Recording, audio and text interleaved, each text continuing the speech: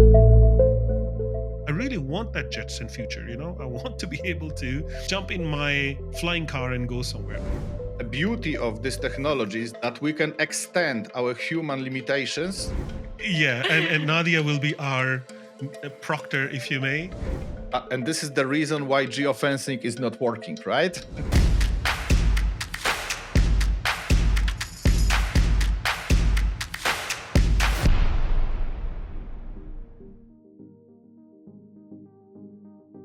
Hey, this is Air Mobility Show with my co-host Nadia Park. Thank you, Ahmad. I'm so excited to be here today. So, Nadia, one of the things that I was really concerned about is, we put the AI in the blue in our logo, and I keep talking about AI, and Right. we should have more AI. That's we what I never was saying, exactly. We never really got into deep, right?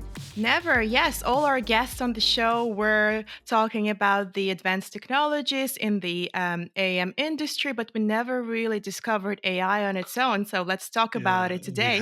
and we have been talking about drones and eVTOLs and passenger drones and so on. So I thought, who better to bring on today than my own friend, Mr. Janusz from ATOS. We work together, and he's also an AI researcher, scientist, professor, genius guy. So welcome, Janusz. How are you doing, man?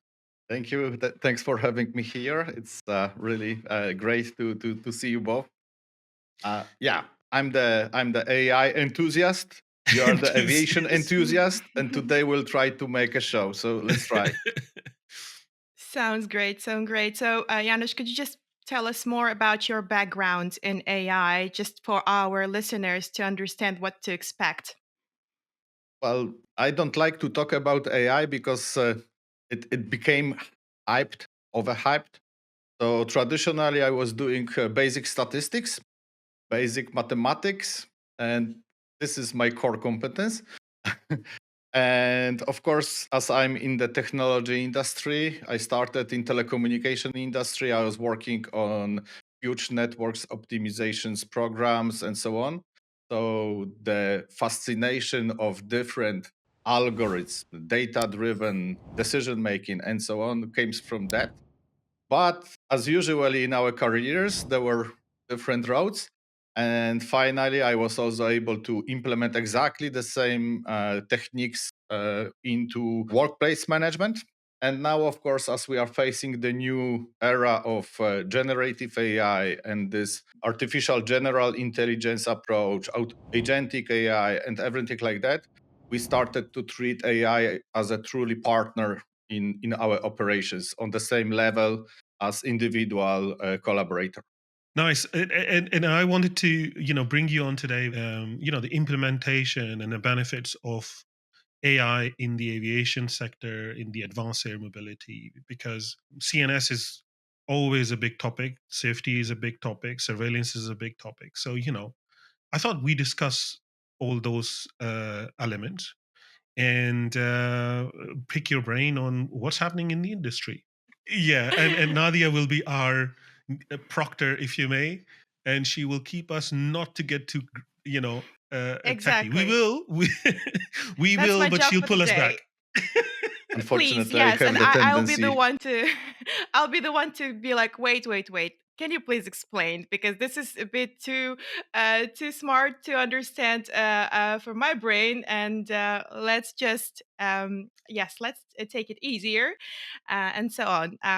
But yes, before we jump on these exciting questions, maybe we just can talk a little bit about AI applications, the use of it that we are seeing in general, and how we can transform the air transport with AI. AI per se is not well defined term because everything can be AI these days.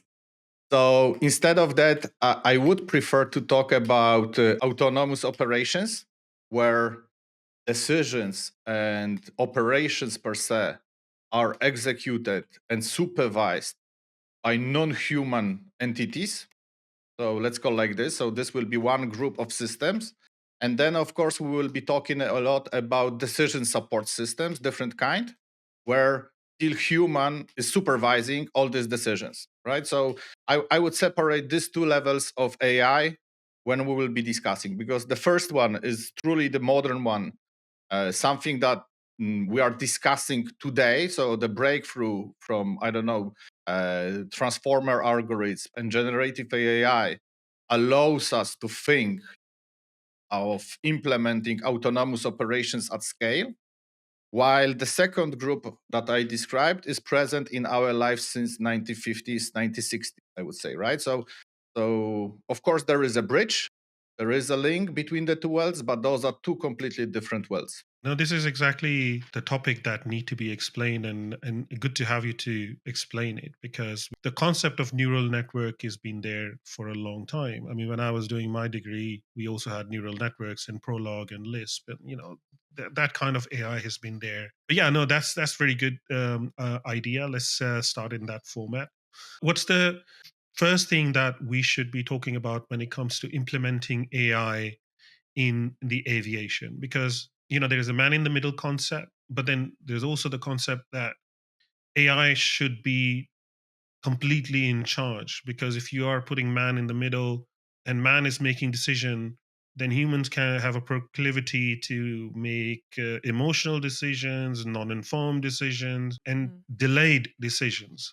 So how would you distinguish these two? How should we get into that? Quite interesting topic you touched is this man in the center approach, because it's very similar to what we observe in any AI implementation in any workplace, right? Because the ethical discussion that we have in workplace is, do we prefer gut feeling managerial decisions about hiring, promotion, that kind of stuff, or objective, data driven, algorithmic processes, procedures that will be autonomously driven by AI? Of course, life is not black and white. Always there will be different shades of gray. So we are not talking about absolutes, right? So let's say there is a spectrum. I always say that AI is about spectrum of possible solutions. So, of course, what we are living, or the era that we are living in, is that we are starting to shift left these operations from human centric into AI centric, or the system or the network of systems centric, right? So, actually, because when we talk about AI, we, apart from algorithmic approach, which we described just a second ago, we have to talk also about the system approach, right? That this is a combination of those algorithms, right? It never works in isolation. So if you look at, I don't know, ChatGPT or something, it's very complex system under the hood, right? Of course, the large language model is an engine. This is a system, cross-connected system, and the same, I believe, is relevant for your scenarios in aviation. There will not be one system to rule them all, Yeah. even if that would be our ambition for, I don't know, 50 years or 60 years. I remember centralized operations, centralized systems, this discussion. But we know that the more objects are present in the network, the more autonomous the network must be, because otherwise it will be completely unmanageable. So the same applies in telecommunication, in banking, in aviation. I'm pretty sure this is quite standard approach defining this architecture. What I believe we will be living in the future will be actually the system that will be retrospectively oversighted by people, but Okay. retrospectively, right? So the operation will go autonomously, and we will do something like a system alignment, right, from time to time. And I think that's the foundation of agentic model as well, right? I mean, the idea of having number of solutions and systems and models which specialize into performing a specific task, and that way they can do that task very well. They become an expert systems in a way, and I think that's really the future. Taking that forward, I remember we have some research done on what's available in the market. So let's discuss that conversation. This is my nature. I usually try to base Let's my share the shit out discussions of it. around some kind of frameworks, some kind of scientific approach. Yeah, So yeah, let me share my yeah. screen And for a while you're sec. bringing up that thing, I just wanted to add one more thing: data-driven decision making. One of Mhm. the things which is also lacking is that data. We probably don't even have enough data. There are two schools.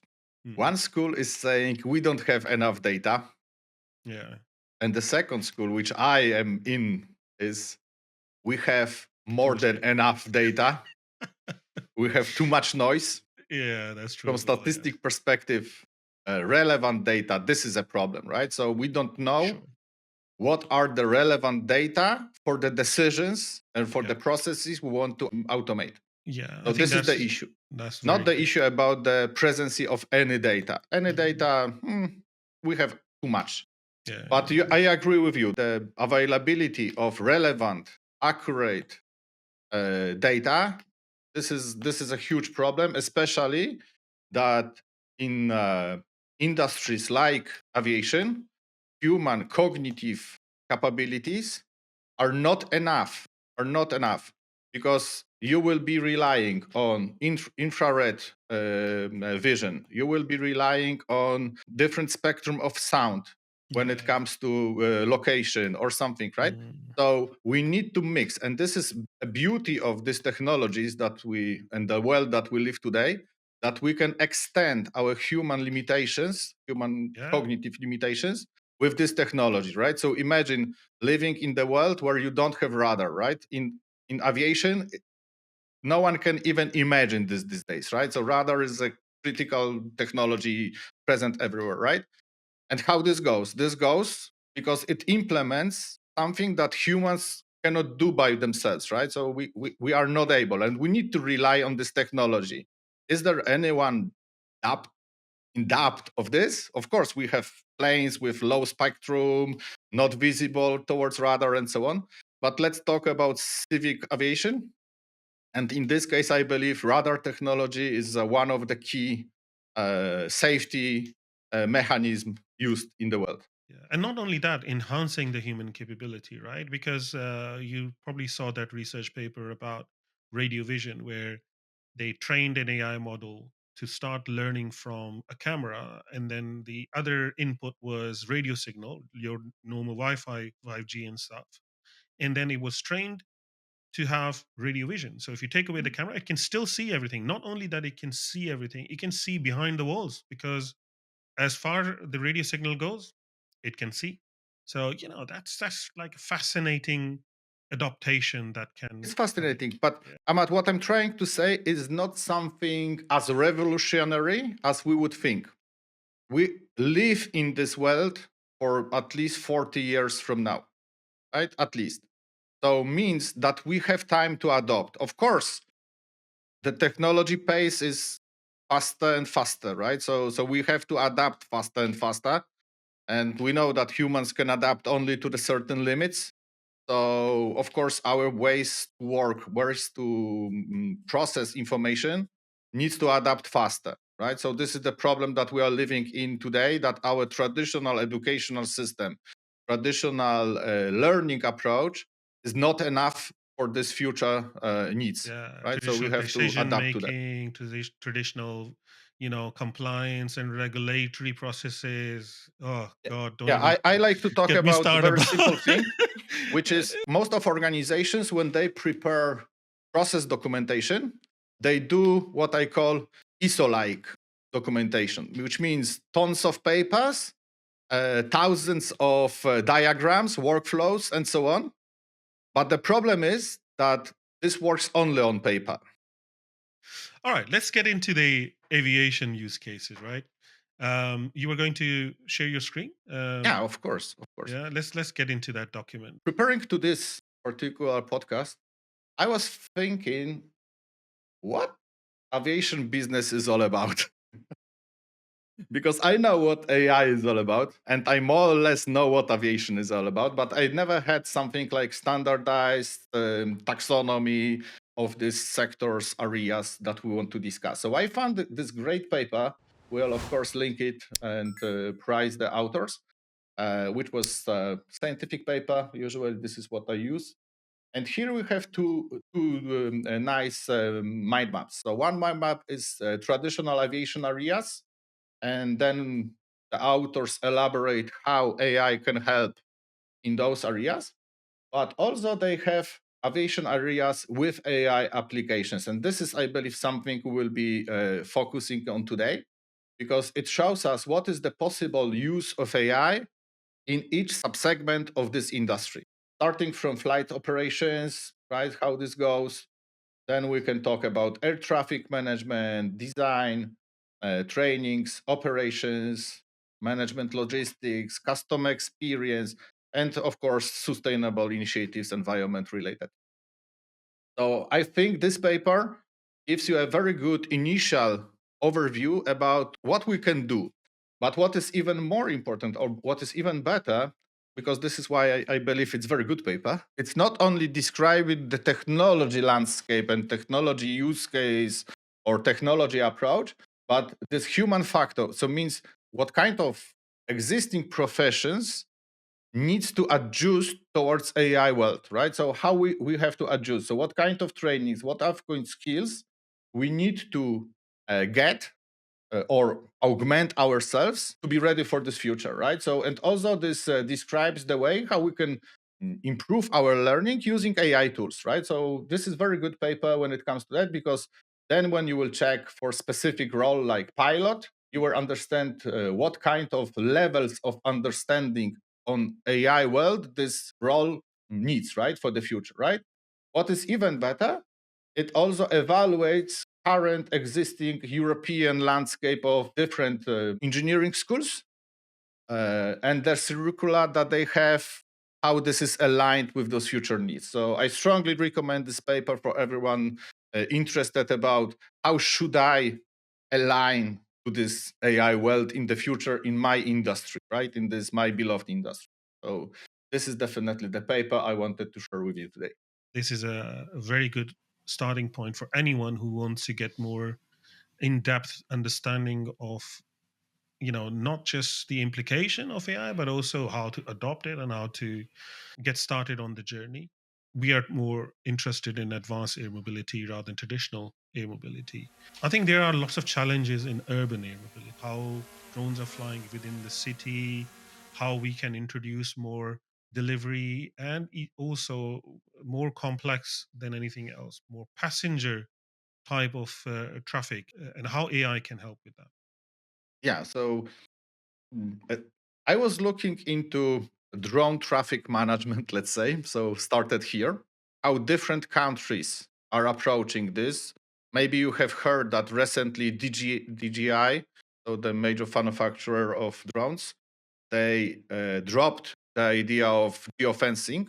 So no geofencing in the drones, because they said it's a user accountability and responsibility to restrict these zones. And that actually led me to some kind of further research, and I was trying to understand better how we can manage this at scale. Yeah, so if geofencing is not the way to go for different reasons, I'm not going to elaborate the reasons because they can be political, they can be societal, and so on and so on. So don't justify, but simply this is how it is. So is there any other way? And of course, one of the way is let the drones be self-aware. Yeah. Yeah, so if they will be self-aware, spatially self-aware, where are they?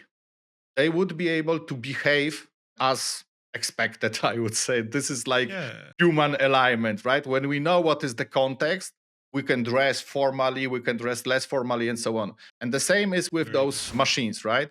If we'll be able to give them self awareness, self spatial and contextual awareness about what is the kind of operation they are doing and where are they in the space, right? They will be more or less strict in specific operations, right? So if there is a lot of space around me, no human No conflict. Oh, settlements, nothing like yeah. that, then of course I will be less strict about the policies, right? Because I can go faster, I can go shorter, I can do some shortcuts, whatever, right?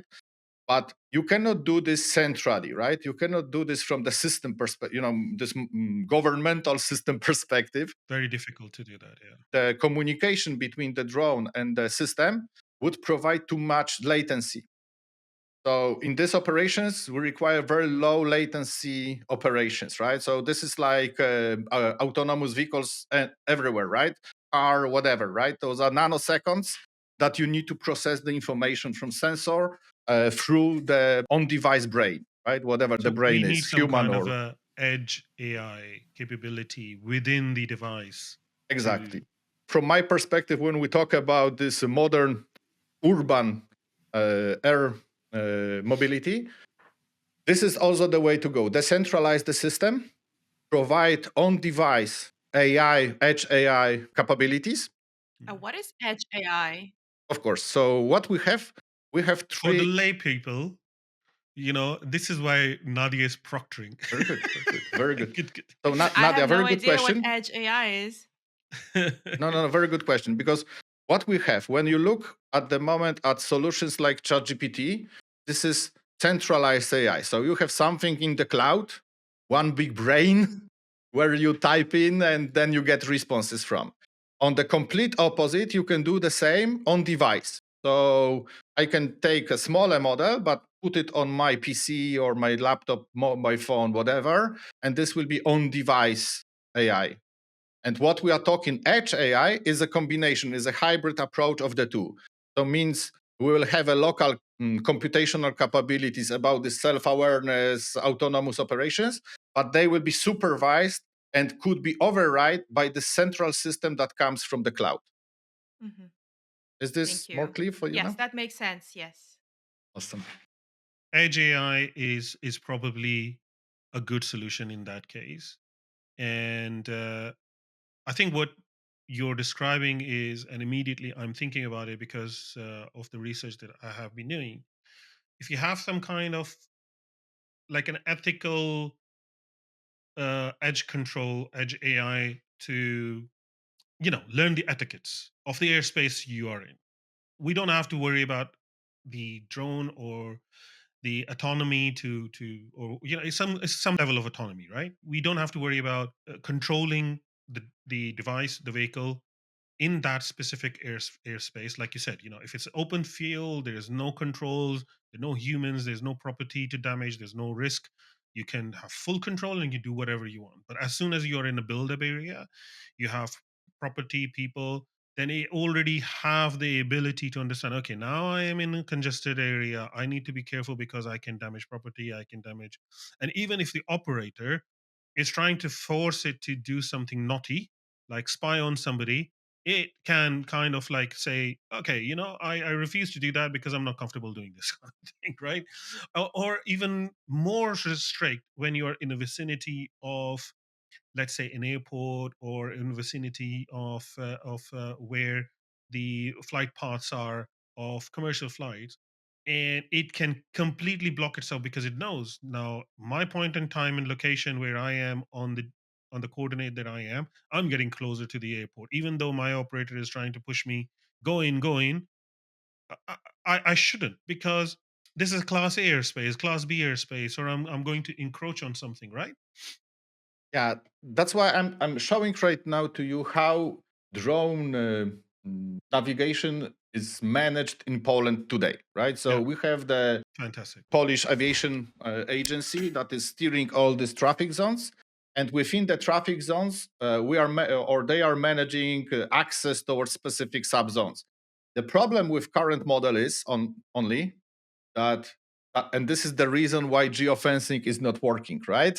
This hardware based geofencing, because especially within urban area, actually we should restrict all the drone traffic, right? Because all these zones that you see here, they require some kind conditional access, right? So you need to ask and get permission to go through this transit zone.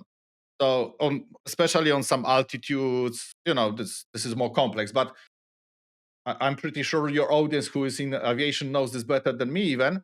But what I'm trying to say, that again, we are putting here our two-dimensional human cognitive limited perspective towards multidimensional dynamic aerospace zone, right? Because What other dimensions we have? We have, of course, attitude, which you don't see here, right? So altitude is a key concern, and more important, time.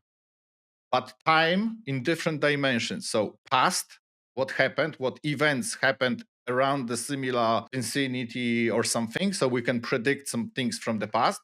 Current, so what objects are present in the space at the moment, and future. So my prediction about future traffic, right? So what will go on different, and then multiply this with different And also, altitude future levels. is one more element in the future is no times. So there is restrictions on area in a certain time and space, which is done by the ANSPs. Yeah. Yeah.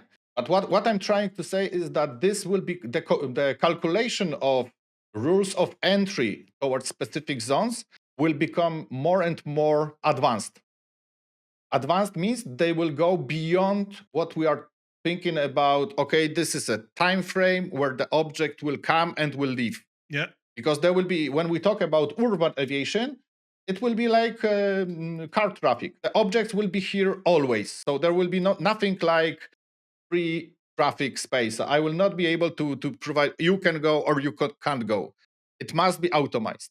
If the drone is self-aware, as you've described it, it will know by default in its default settings where the fly zone and where is the no-fly zone.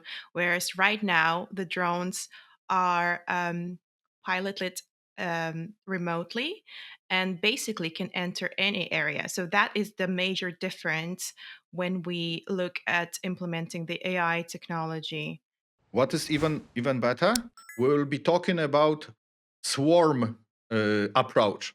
So means each drone will also be its sensors. They will be a source for other drones operations, right? So means they will communicate between themselves without human supervision, right? So these objects will talk each other in the language that only this object understands, right? So they will be sharing its own signals, sharing its own decisions that they made, right? So this is the same what we observe right now when we try to optimize city traffic with autonomous cars, right? When we put human, it's much harder to model this traffic when there is a human with its unpredicted behaviors than when it would Not be following the completely rules. exactly. This is Or the beauty of drunk. humans. Or This is the panicking. beauty of humans. We are Yeah, unpredictable. that's right. But from the network perspective, that's why, because this is network mapping, right? Some kind of we are trying to manage network. And this network, especially, so imagine how many problems we have right now with introducing autonomous cars, right? Autonomous vehicles, where we have fixed roads. This is a huge simplification over what we observe in the air. In the air, we don't have a strict roads. We have channels. We have, of course, something like corridors that we can fly. But when we'll be talking about urban mobility, are we going to recreate traffic lanes and traffic lights? This is what we discussed some time ago with Yeah. Do you have it? Do you Ahmad. have that picture? I would like to I show don't that have it picture. handy, unfortunately, but yes, I was trying to That generate. was really funny, Yeah, I was trying to the roads generate in it the with Midjourney. sky, and then in the sky there was like a traffic light. What you're talking about, the gap in that implementing that swarm capability or the communication capability, which is also, by the way, very key factor of situational awareness, so that who is around you, behind you, underneath you, flying in that soup of airspace, if you may, around the urban environment. I hypothesize a design of a mesh network for exact that problem in my paper as well. But that paper actually highlights the need of a mesh capable, cheap and fast, real time, near time ability to point to point communication. And if we want to centrally, if not even manage, monitor it, the capability for that central management system to be able to also view that same data. And I think the edge compute, edge AI completely fulfill that topic. That's a really good, and the perspective that you just said right now. So the conversations that we've been having among people who are not AI experts and AAM experts have been saying that it's more difficult to train cars to become autonomous drivers because you are restricted to 2 dimension. And if you open up the third dimension, it would be easier. And in contrast, what you're saying, it will be even more complex. And I think truth might be somewhere in between because we won't know until we try it out, right? Uh, the, yeah, the one problem that we will have in this approach is positioning of objects and navigation of the object. Because with road navigation, our GPS navigation is good enough, right? So the precision and everything is good enough. When we will be talking about multidimensional, so the multidimensional navigation, we cannot rely on existing location technologies, right? That's very true. That's very And true. for me, this is also something that we have to invest as a society more, because we still rely traditionally on what we call Euclidean geometry. So GPS, everything works like that. And I strongly believe that we need to invest in non-Euclidean geometry to solve this issue. And you know what the solution might be. And again, I'm referring back to my document. One of the things that I hypothesize is we need to incorporate in the GPS solution. Don't drop it or throw it away, but we include a quantum based navigation system. It's not really, it exists right now. It's not really a theoretical thing. And the beauty about quantum based navigation positioning system is the positioning system. It is accurate to 2 millimeter, 2 centimeter accuracy in a 3 dimensional space. So but the thing is, no solution exists. So someone have to pick up and incorporate into the aviation equipment, like companies who build that, like Garmin and Honeywell Yeah, and so but on. when we will think about it at scale again, right? So having Mm, thousands of objects in the space of, I don't know, 1 kilometer, right? So yeah, something square like that, kilometer. right? Yeah, Different objects, small object, larger objects, transit objects, different attitude, time. So even if this is a three-dimensional spatial space, yeah, adding yeah, time yeah. trends and time predictions and other stuff will make it even more complex. Yes, it's the fourth dimension, right? Yeah. But what I'm trying to say is we have right now linear navigation, right? We are doing, linear navigation, point navigation, right? So we will have to go towards what I call arc based navigations, right? We'll be counting arcs instead of lines. Arcs between objects are, because only arcs will give you this additional dimension perspective, right? Hmm. Yeah, And this is what makes it completely different than car operations, right? Because in car we can stay with linear algebra, lead mathematics. I told you, Nadia, that not mathematics will have to be here. let's bring the mathematics. So it's fine. It's fine. Let's teach algebra. Unfortunately, living in AI without understanding the basic principles of math is It's not impossible. Yeah. possible. But this is what made me think how we can improve the current state of technology and use this AI this aviation AI in aviation use cases to improve also a general science, right? Because this is what we are missing for. We focused on this existing linear algebra approach, and we excel here, while thinking about this multidimensional navigation systems. I was discussing this with some scientists, and we have something that we can say scientific science fiction approach, right? Because when you will look how we thought our Star Trek ships are flying or something, this is exactly what we want to model today. The same approach. We are not talking about something different. Of course, they were talking about traveling with faster than light speeds, which is physically not yet possible. Hopefully, with quantum computing and quantum Yeah, man. physics, STL drive. maybe, Go. Yes.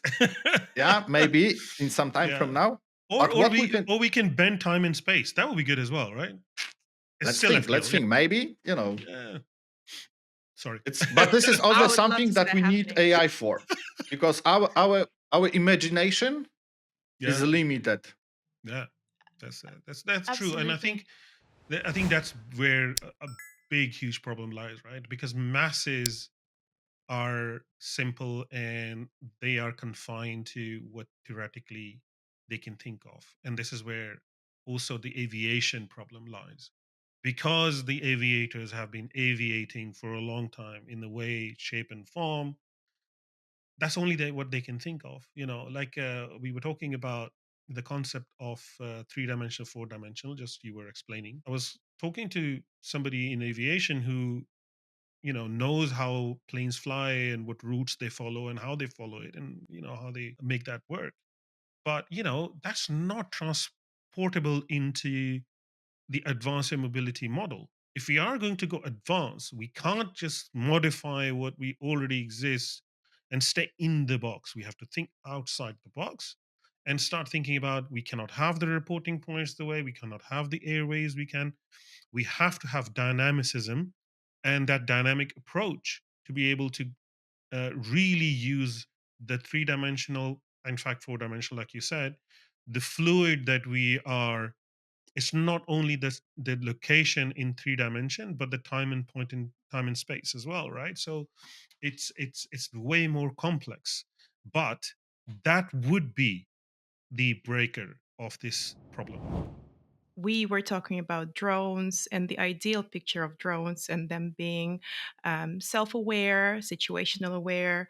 But from the security standpoint, there are so many counter drone technologies being developed to actually go against those drones that are potentially. So, how would this technology that you just discussed help us as general public to be less scared of potential drone attack? Very good question. And I'm looking at this. Yeah, so of course we can start with military comparison because we see the war in Ukraine. This brings a lot of advancements with all the cruelty of this war and all this, suffer that the war brings. But unfortunately, this is also the old truth that war brings innovation. And especially when we talk about drones and counter drones and everything around drones, this is a huge. When you will look how much advancement was done over the last 2 years, right, 3 years, something like that, right, in this area, it's huge. When I've seen the latest trends, so the Russians are going back to fly by wire, right? So they attach the drones with, I don't know, 60-kilometer long fiber, Optical fiber, yeah. and they fly like this, right? So if you will ask me how this can prevent, the only thing will be how we can identify objects in space. So, what will be the trust network to authenticate objects in space, right? So, which objects is authorized, which is not. This what we get from crypto business, all these technologies for blockchain technologies, everything like that. This will be the way to authorize objects in this space, right? In the future. So definitely that kind of approach, because then this is the how you define friend or foe, and countermeasures means all those rifles that you can disrupt electronics, onboard electronics. They will be your last defense. They will be the last we used, right? So no one will go with its own rifle to shoot down the drones, right? So instead of that, what we want to have a strict access network or the space access protocols, right? And authorization here.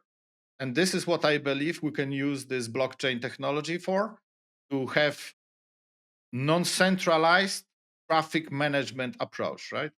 Non-fungible, non-immutable, encrypted in a way that cannot be imitated, except for whenever quantum computing breaks it. Then you know Yeah, but this is, I believe, something we can think of, and then there will be, so like today you have transponders on any objects, right? So any flying objects, they should have something like transponder, right? So the same here, right? If they will not have authorized access, they will not be allowed, and then of course you can target them at the spectrum of countermeasures, right? So not to I don't know, make unavailable the full space, but very targeted, precision-based countermeasures. Friend or foe, those bigger passenger drones that the air taxis, the eVTOLs that are being developed right now, do they need to keep into account that there will be other flying objects that will identify them as a friend or a foe, and there are a bigger scale of things as government security and things like this. And from the ideal standpoint, it means that absolutely every drone needs to have this technology inside um, of its frame to be identified as a friend or a foe, right? Be part of the ecosystem in the urban airspace. As we discussed, this modern traffic management will not be light based like we have right now, but right, because right now you have more or less, right, again the same red, green, and yellow lights everywhere present, even in our air traffic control, right? So we are giving access or not, right? So simply like that. So you have approval or not. In the future, you will not behave. You will not rely on this rule-based, traditional, conditional-based access control. Instead, it will be, as I said, you will have to have mm, authorization or access and authorization controller on board, and Mhm. then it will be encrypted with all this modern, I don't know what kind of encryption will be invented with quantum, but so far the one that we believe is the most safe is the blockchain approach, right? So what we can do here is the most trustable, because there is no one source that you can compromise and you can go Mhm. into and you can say, now this is allowed, right? So with all the centralized system, this is the biggest problem, that let's say I will corrupt the administrator. The human is always No. the most Uh, vulnerable it's like the element, right? movies. We Yeah, can I'm going to hack into override. it and Yeah. override it and change the path. You Yeah. can't do that anymore because it's not centralized. You Exactly. So can't hack this is what we want million of or of what we agents. envision in the future of this access control. Yeah, and I So think whose this is job it the is? Sorry, just yeah, I'm just so curious. So whose yeah. job is it to make this happen? Well, of course, there will be a lot of Governments? no, no, Um, no, no,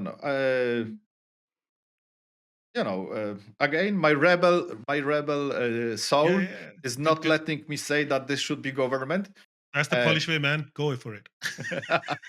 no, it's well, there will be communities, right? So we have communities, and these communities will include government bodies, regulatory bodies, airlines, manufacturers, but also operators of those, let's say, autonomous operations, right? So we need to decide how we manage space in the future, right? Are we going to have the same governmental perspective towards airspace management, or this will be commercialized, right?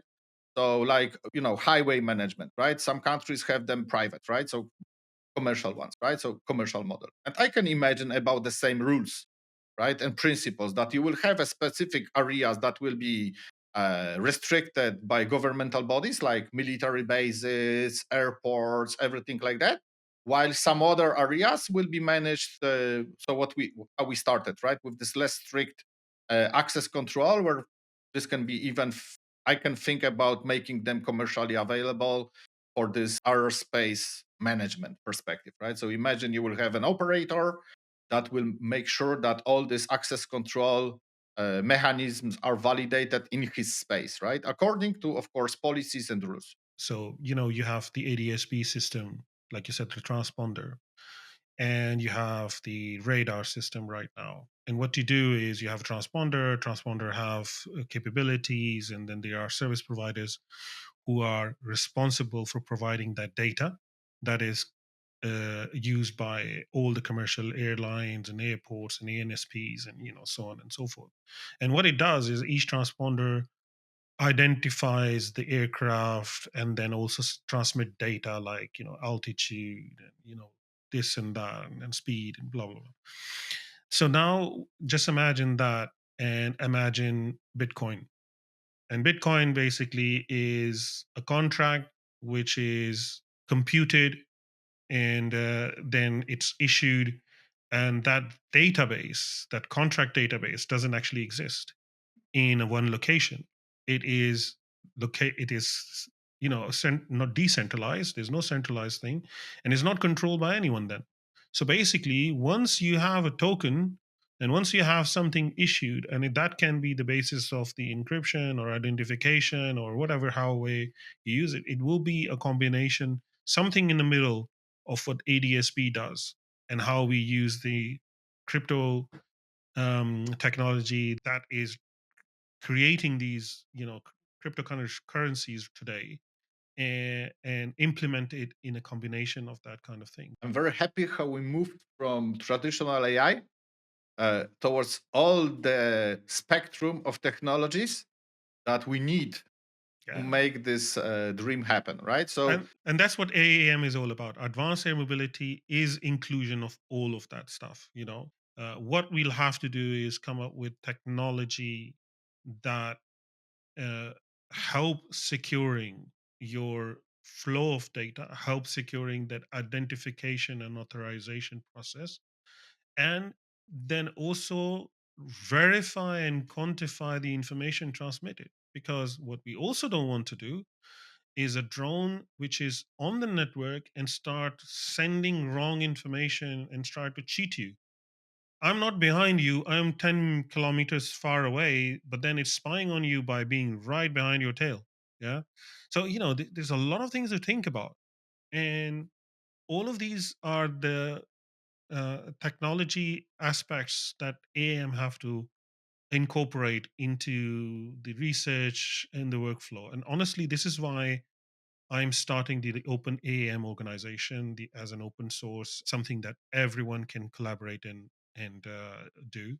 And Janusz, you're definitely invited, man. I mean, you have to help me out with that, because that is the most complex thing that we are taking on to make this happen. Like you said, to make this happen, there's a lot of new things that we'll have to look into. And the purpose of the organization is to research and contribute and talk about and voice these concerns. I really want that Jetson future. I want to be able to get up and jump in my flying car and go somewhere, or at least call it flying taxi, come pick me up, maybe not from my doorstep, but at least down the The wrong vertiport next road door. at the exactly, my neighborhood vertiport. Come on, I would like to see that. The future excites me. I know yeah, it's the for me, practicality and all that, but for this me, urban exciting. mobility is Mm, even less about passenger mm, traffic, mhm. but basic supply traffic, right? So you will have a lot of drones, different drones, right? Yes. Running with, I don't know, medicines, Oh yeah, supplies, these grocery stores. Imagine whatever you can, right? So these yeah, things, right? And this will be majority of the traffic. Human transportation, yeah.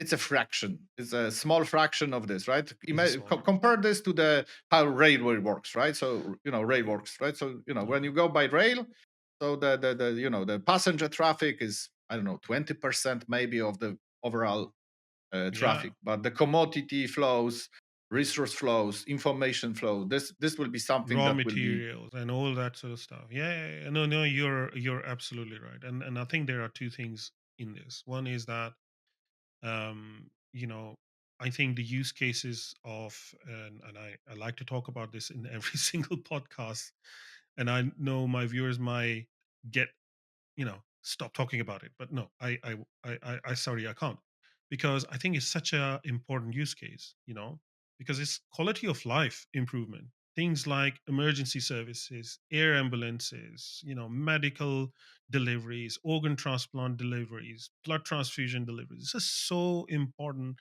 and a use case that can be implemented immediately straight away, because not only that there is a need, and we can, but also the technology is there right now. And we have discussed in other podcasts as well. I think the human transportation technology is not quite there yet. So, the battery technology is not there to carry heavy loads further in the distance. It will be smaller. So, for now, there's a technological impact that we can't, but also, you're right. The bigger use case is deliveries, And I imagine if I'm living in Dubai, because I do have an apartment in Marina downtown, sorry, not downtown, Marina in Dubai on the 17th floor. I would like to be able to order my pizza and get it delivered on the balcony. I mean, that would be fantastic. That would be But fantastic, right? It will be for me, fresher, it will be crispier, it will be yeah, hotter. when I'm Drone talking gets about when I'm talking about deliveries, I'm thinking yeah, about packaged or this yes, of course. package driven Yeah, priority traffic management, yeah, right? Because your pizza can wait over somebody's blood, right? So yes, of course, let's of course. agree at least on that, right? And maybe Completely agree. yeah. Completely agree. So maybe it Yeah, will be less crispy, yeah, yeah. but someone will be healthy, right? So I'm happy with that. Absolutely and happy with with that. this case, but why I'm saying so? Because right now we have Mm, privileged vehicles. yeah, Yeah, so fire ambulances, police cars, right? In yeah, the future, with urban mobility, yeah, all vehicles will be equal. Only the load will yeah. determine the priority. Mm, And this was, I think, the topic for another episode to be discussed. mm. We can go on about that. You're right. You're right. Logistics, right? So, Yeah, because for me, this is completely related with logistics, right? How we will manage logistics, how we will order those objects, let's say this unmanned objects, what they will be transporting, and so on, right? So, I think it's a yeah. very good. I think Uh, that's a very good point as well, right? Because we have like right now Amazon drones, and we can say, okay, this is an Amazon drone flying, so it's probably not important. But what we should be looking at is what is the payload, right? exactly. What it And carries. if there is a drone which is XYZ identified by a number, doesn't matter what if it's Amazon or whatever. If the payload is, let's say, category emergency, they have priority over everything else traffic, right? And I think that then translate into either it's blood or organ, but then also like it's a emergency response for bringing a doctor to the emergency, because we cannot create right now, we are limited by the technology, battery and propulsion to bring an ambulance. So what we do is bring a doctor to the emergency where the first responders are there, and probably by having a doctor there we can save somebody's life, you know rather than trying to transport that person to the hospital to the doctor.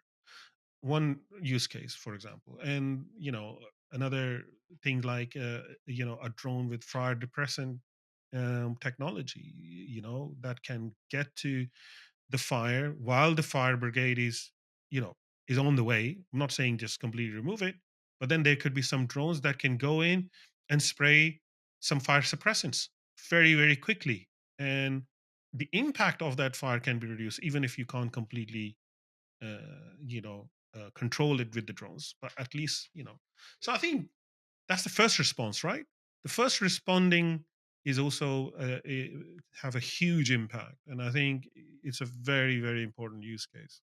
Yeah, For me, it's not about AI. It's all about those use cases we discuss, that's right. right? And That's then right. AI is something like a brain that you put inside, right? So of this, Yeah, right? So, but use case yeah. determines the topic for us.